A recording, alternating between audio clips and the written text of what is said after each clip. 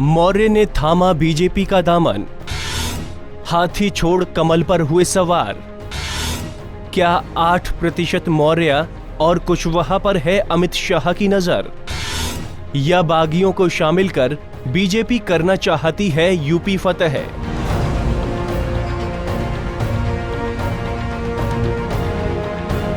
BSP से अलग हुए स्वामी प्रसाद मौर्य ने सोमवार को बीजेपी का दामन थाम लिया है। मौर्य ने बीजेपी हेडक्वार्टर में अध्यक्ष अमित शाह की मौजूदगी में बीजेपी की सदस्यता ग्रहण की। इस दौरान बीजेपी के प्रदेश अध्यक्ष केशव प्रसाद मौर्य ने उनका बीजेपी में जोरदार स्वागत किया। आज मुझे खुशी है, भारतीय जनता पार्टी परिवार में आप शामिल हो रहे हैं और मैं पूरे सम्मान के साथ आपका भारतीय जनता पार्टी परिवार में स्वागत करता हूं। आपके साथ जो समर्थक भी शामिल हो रहे हैं उनको मैं परिवार के अंदर स्वागत करता हूं। 2017 में सपा बसपा मुक्त उत्तर प्रदेश बनाने और 265 प्लस का संकल्प लेकर के उत्तर प्रदेश में सरकार बनाने के लिए जो संघर्ष कर रही थी, उसमें आदरणीय श्री स्वामी प्रसाद मौर्य जी के भारतीय जनता पार्टी में आने के बाद मैं यह मानता हूं कि हमारी ताकत बढ़ी है और 2017 में मैं पूरे विश्वास के साथ कह सकता हूं, या न गुंडाराज न भ्रष्टाचार, 2017 में उत्तर प्रदेश में भाजपा सरकार। तो वहीं बीजेपी में शामिल हुए स्वामी प्रसाद मौर्य ने प्रधानमंत्री नरेंद्र मोदी की जमकर तारीफ की। आज जिस तरीके से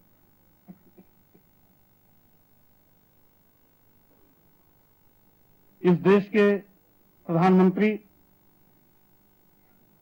माननीय मोदी जी राष्ट्र को समुन्नत बनाने के लिए सर्व समाज को एक साथ लेकर चलने का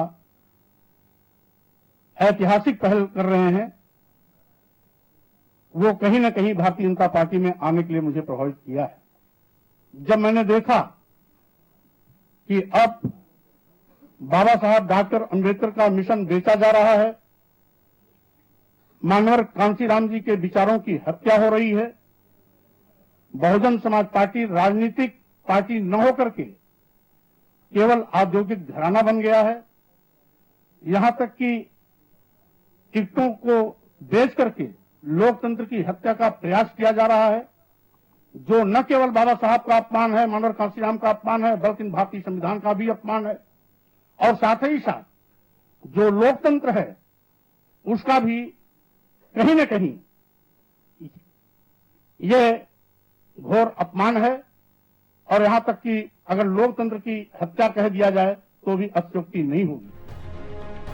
आपको बता दें कि मौर्य ने जिस वक्त बीएसपी का दामन छोड़ा था, उस वक्त बीएसपी सुप्रीमो मायावती पर जोरदार हमला बोला था। उन्होंने कहा था कि मायावती टिकट बेचने का काम करती हैं।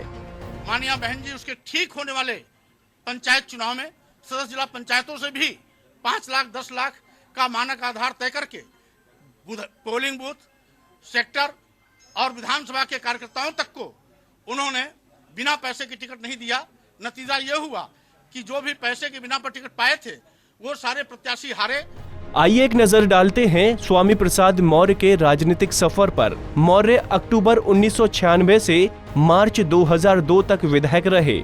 मार्च 1997 से अक्टूबर 1997 तक मंत्री। सितंबर 2001 से अक्टूबर 2001 तक विधानसभा में नेता विपक्ष रहे। मई 2002 से अगस्त 2003 तक मंत्री रहे। 22 जून 2016 को बीएसपी को कहा बाय बाय और 8 अगस्त को बीजेपी में हुए शामिल। मौर्य के बीजेपी में शामिल होने से कितना होगा बीजेपी को फायदा? यूपी में अगले साल विधानसभा चुनाव होने हैं। ऐसे में बीजेपी के लिए 8% मौर्य और कुशवाहा का वोट काफी अहम माना जा रहा है। यही वजह है कि बीजेपी के राष्ट्रीय अध्यक्ष अमित शाह की नजर इस वोट बैंक पर लगी हुई है। अमित शाह जानते हैं कि अगर ये 8% वोट बीजेपी के खाते में आते हैं तो बीजेपी के लिए जीत आसान हो जाएगी। स्वामी प्रसाद मौर्य की पूर्वांचल में काफी पकड़ मजबूत है। ऐसे में पूर्वांचल में कम से कम इसका फायदा बीजेपी को जरूर मिलेगा और इसी सोच के साथ अमित शाह ने मौर्य को बीजेपी में शामिल करने का मन बनाया।